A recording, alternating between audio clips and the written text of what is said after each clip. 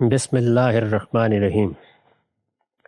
وعن ابی ہریرۃ قال قال رسول اللہ صلی اللہ علیہ وسلم صلوا فی مرابض الغنم ولا تصلوا فی آتان الابل۔ ترمذی کی روایت ہے، یہاں اس کا رقم 739 ہے۔ ابو ہریرہ بیان کرتے ہیں، رسول اللہ صلی اللہ علیہ وسلم نے فرمایا، تم لوگ بکریوں کے باڑے میں نماز پڑھ لیا کرو، لیکن اونٹوں کے باڑوں میں نماز نہ پڑھا کرو۔ نماز پڑھنے کے لیے پاکیزگی مطلوب ہوتی ہے، ہم بھی طہارت حاصل کرتے ہیں، یہ بھی پیش نظر ہوتا ہے کہ کسی پاک جگہ پر اللہ پروردگار عالم کے سامنے سجدہ ریز ہوں۔ دیہاتی زندگی میں لوگ جانوروں کے باڑوں ہی میں سوتے بیٹھتے اور اپنے معمولات انجام دیتے ہیں۔ عربوں کے ہاں بھی دو ہی زیادہ تر بڑے پیشے تھے، یعنی یا تجارت کرنی ہے اور یا اسی طرح سے جانوروں کی ریوڑ ہے، وہی ان کی دولت تھی۔ مدینے میں آ کے اگرچہ ایک تیسری چیز بھی تھی، لوگوں کے باغات تھے اور وہ کچھ فصلیں بھی کاشت کر لیتے تھے۔ یہ نسبتاً زرخیز علاقہ تھا، تاہم یہاں بھی بڑے بڑے باڑے ہی لوگوں کے لیے ایک بڑی دولت بنتے تھے۔ اس میں اونٹ بھی تھے، اس میں بھیڑ بکریوں کے باڑے بھی تھے۔ جس طرح کے ریوڑ بھی کسی کے ہاں ہے، ان کے لیے ظاہر ہے کہ اس طرح کی جگہیں بھی بنائی جاتی ہیں۔ ان کی نگہداشت کے لیے لوگ بالعموم انہی میں سوئے ہوئے ہوتے تھے۔ نماز کا وقت آیا ہے، کسی نے نوافل پڑھنے ہیں یا عبادت کرنی ہے، یا مسجد دور ہے، باہر کہیں لیٹے ہوئے ہیں، ڈیروں پر بیٹھے ہوئے ہیں، تو وہاں اب نماز پڑھتے وقت یہ خیال ہوتا ہے کہ اس میں تو یہ مینگنیاں بھی پڑی ہوئی ہیں، اس میں ان کی غلاظت بھی ہے، اور پھر یہ کہ غلاظت وہ کر بھی رہے ہوتے ہیں۔ تو آپ نے فرمایا کہ بھیڑیں تو چھوٹی ہوتی ہیں، اس وجہ سے دور دور ان کی غلاظت کے پھیلنے کا امکان نہیں ہوتا۔ اونٹوں کے معاملے میں احتیاط کیا کرو، تو ان کے باڑے سے ذرا باہر ہو کے نماز پڑھ لیا کرو، لیکن بھیڑوں کے باڑے میں نماز پڑھنے میں کوئی معنی نہیں ہے۔ یہ ظاہرہ حالات کے لحاظ سے، یعنی دیہاتی زندگی میں اس طرح کے تجربات ہوتے ہیں، ان کو سامنے رکھ کر لوگ طہارت کا فیصلہ کرتے ہیں۔ طہارت کا پورا باب، یعنی کیا چیز صاف ہے، کیا جگہ صاف ہے، کون سا پانی صاف ہے۔ ایک بندہ مومن کو بیٹھنا بھی ہے، اللہ کو یاد بھی کرنا ہے، نماز بھی ادا کرنی ہے، وضو بھی کرنا ہے، تو یہ فیصلے کرنے پڑتے ہیں۔ اب شاید ہمیں اس کا زیادہ احساس نہیں ہوتا، اس لیے کہ جدید تمدن میں غیر معمولی سہولتیں انسان کو حاصل ہو گئی ہیں۔ دیہاتی زندگی میں جن لوگوں کو اس کا تجربہ ہوا ہے وہ جانتے ہیں کہ یہ سب مسائل ہوتے ہیں، یعنی اس طرح آپ کے سونے کے کمرے کے ساتھ لگے ہوئے غسل خانے نہیں ہوتے۔ بارہا آپ کو رفع حاجت کے لیے باہر نکلنا پڑتا ہے، رات میں جانا پڑتا ہے، دن میں جانا پڑتا ہے۔ اسی طرح جانوروں کے باڑے میں سونا ہے، جانوروں کے ساتھ زندگی بسر کرنی ہے، ان کی نگہداشت کر رہے ہیں، ان کو پال رہے ہیں۔ تو اس طرح کی بہت سی چیزیں ہیں جن میں طہارت کے مسئلے پیدا ہوتے ہیں۔ ہر جگہ اتنا صاف پانی میسر نہیں ہوگا، ہو سکتا ہے کسی جگہ بارش کا پانی رکا ہوا ہو، اسی سے وضو کرنا پڑے۔ تو اس میں جو تعلیم رسالت مآب صلی اللہ علیہ وسلم نے دی ہے وہ یہ ہے کہ اللہ تعالیٰ ہر موقع پہ آ کے نہیں بتائیں گے، نہ اس کے قاعدے بنائے جا سکتے ہیں، یہ حالات کے لحاظ سے انسان فیصلہ کرتا ہے۔ تو اس میں جو عقل عام کا فیصلہ ہے وہی انسان کے لیے اللہ کا حکم ہے۔ اللہ تعالیٰ نے قرآن مجید میں بھی یہ تعلیم دی ہے، اور رسالت مآب صلی اللہ علیہ وسلم نے بھی اپنی ہدایات میں اسی کو ملحوظ رکھا ہے کہ وہ چیزیں جن کو انسان اپنی عقل سے طے کر سکتا ہے، جن کے بارے میں کوئی تردد نہیں ہوتا، ذرا غور کرے تو آدمی بالکل صحیح نتیجے پر پہنچ جاتا ہے، ان کو باقاعدہ شریعت کا حکم بنانے کی ضرورت نہیں ہوتی۔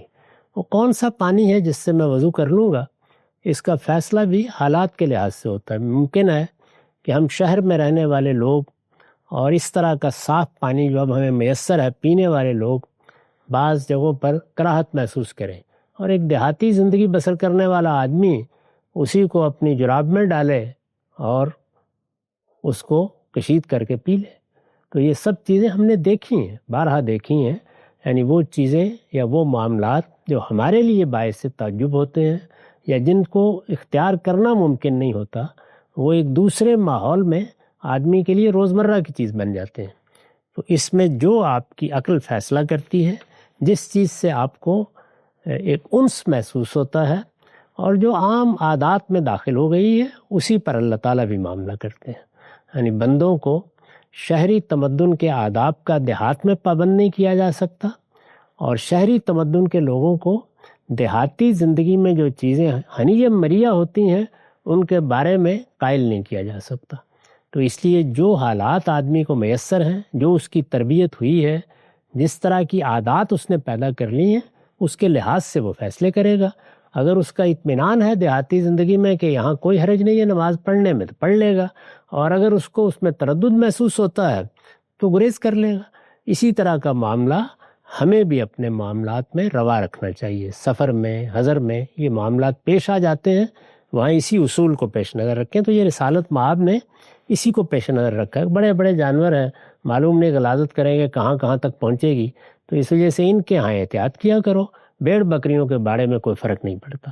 تو یہ بالکل کامن سینس یعنی عقل عام کی بنیاد پر ایک ہدایت ہے جو رسالت مآب نے فرما دی۔ وعن ابی ہریرہ قال سمعت رسول اللہ صلی اللہ علیہ وسلم یقول من جاء مسجدی ھذا لم یات الا لخیر یتعلمہ او یعلمہ فہو بمنزلۃ المجاہد فی سبیل اللہ ومن جاء لغیر ذلک فہو بمنزلۃ الرجل ینظر الی متاع غیرہ۔ ابن ماجہ بہقی کی روایت ہے، یہاں اس کا رقم 743 ہے۔